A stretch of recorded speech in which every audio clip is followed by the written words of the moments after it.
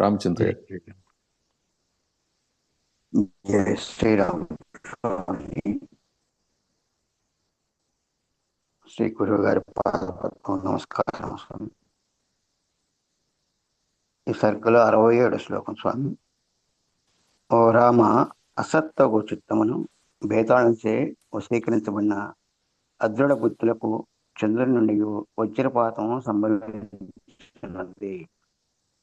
అదృఢ బుద్ధులకు అనేది వజ్రపాతం అనేది అర్థం కావట్లేదు. అదృఢ బుద్ధులు కంటే జ్ఞానాన్ని ఇంకా గట్టి చేసుకొని వాళ్ళు అని, వాళ్ళకి దృఢబుద్ధి అంటే జ్ఞానాన్ని గట్టిపరుచుకున్నారు, అంటే చిరకాల అభ్యాసం వల్ల జ్ఞానం స్థిరం అవుతుంది. ఇప్పుడు చాలా కాలం నుంచి నువ్వు రామకోటేశ్వరరావు అనే పేరుతో పిలువబడుతూ ఉండి ఆశ్రమవాసిగా ఈ మధ్యనే రామచింతయ్య అనే పేరును పొందావు.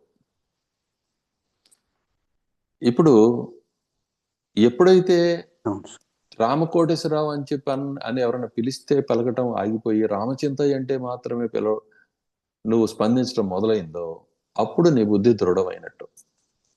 అంటే ఇది ఉదాహరణగా చెప్పాను సుమా,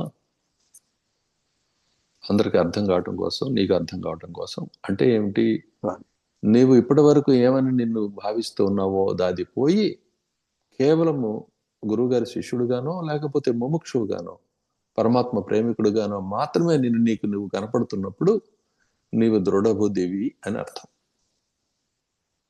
క్లియర్ అయిందా?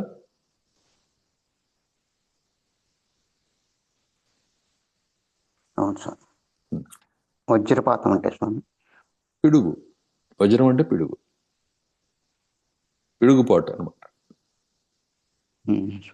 చంద్రుడి నుంచి పిడుగు పడదు కదా,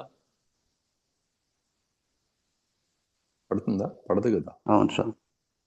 కానీ చంద్రుడి నుంచి కూడా పిడుగు పడుద్ది. ఎవడికి రా అంటే పడదు స్వామి. పడదు. ఎవడికి పడుద్ది అంటే అజ్ఞానంలో ఉన్న వాడికి పడుతుంది అని చెప్పి చెప్తున్నాను. అదృఢ బుద్ధులకు పడుతుంది. ఇంకేమన్నా ఉందా? ఇంకేం లేదు స్వామి. జై శ్రీరామ్ స్వామి. గురువే బ్రహ్మ గురువే విష్ణు గురువే